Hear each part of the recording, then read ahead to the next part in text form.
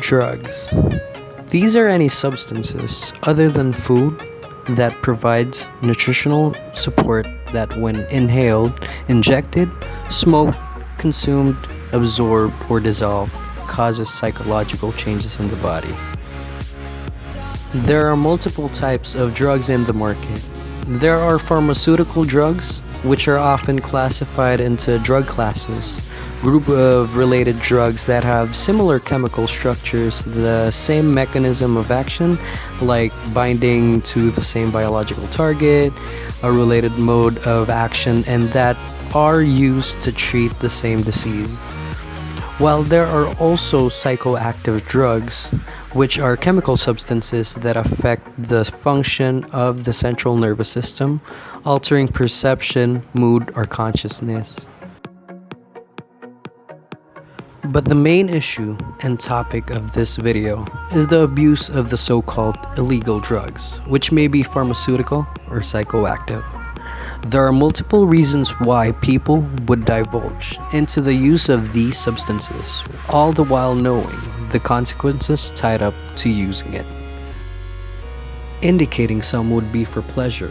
There are many drugs that provide the user with a temporary sensation of pleasure, also known as being high per se, and most often in the communities where it is harder to get food than to acquire drugs. It is often taken as a solution to lengthen the time for the need of food or nourishment.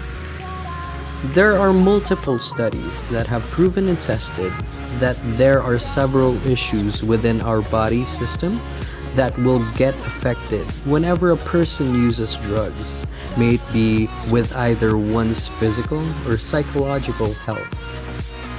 Here is a quick video for demonstration as to how drugs affect the body and the mind.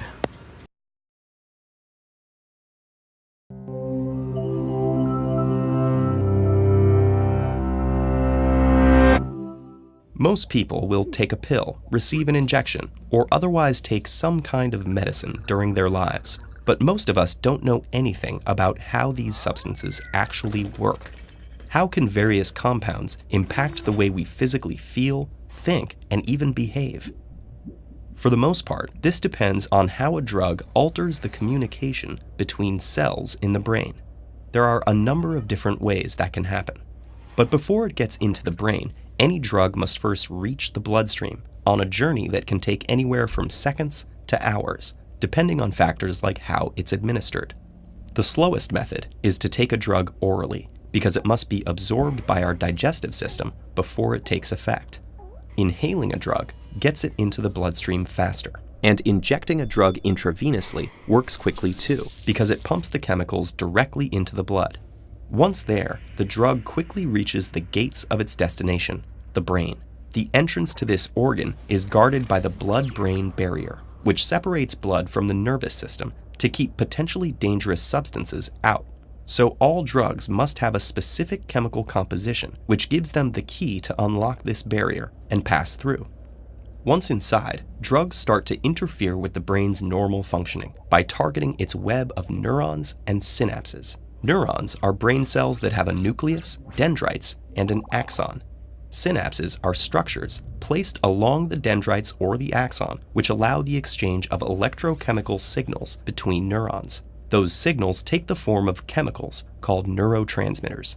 Each neurotransmitter plays different roles in regulating our behaviors, emotions, and cognition, but they all work in one of two ways. They can either inhibit the receiving neuron, limiting its activity, or excite it, creating a new electrochemical signal that spreads throughout the network. Any leftover neurotransmitter usually gets degraded or reabsorbed into the transmitting neuron.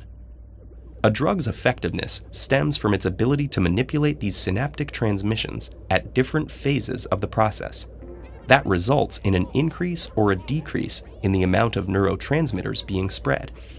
For instance, common antidepressants, like SSRIs, stop the reabsorption of serotonin, a neurotransmitter that modulates our moods. This effectively pushes more of it into the neural network. Meanwhile, painkillers, like morphine, raise levels of serotonin and noradrenaline, which regulate energy, arousal, alertness, and pleasure. Those same neurotransmitters also affect endorphin receptors, reducing pain perception. And tranquilizers work by increasing the production of GABA to inhibit neural activity, putting the person in a relaxed or sedated state. What about illegal or illicit drugs? These have powerful impacts on the brain that we're still trying to understand. Crystal meth, and amphetamine, induces a long-lasting release of dopamine, a neurotransmitter linked with the perception of reward and pleasure. It also activates noradrenaline receptors, which increases the heart rate, dilates pupils, and triggers the body's fight or flight response.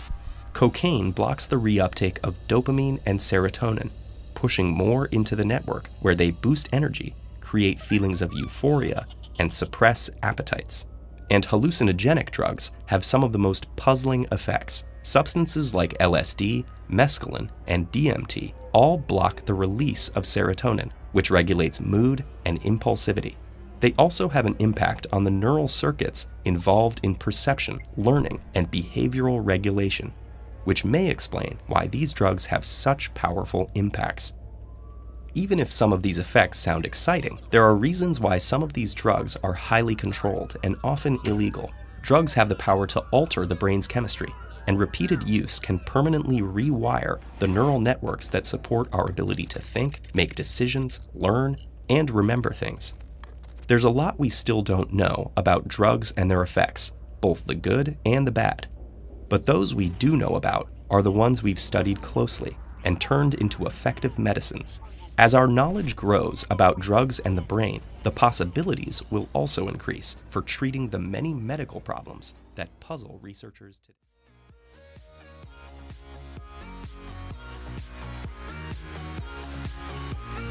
I would like to give a huge shout out for TED Ed for that very educational video, and would also want to thank everyone who watched this video, hoping that everyone watching learned a thing or two about drugs and its effects on our bodies.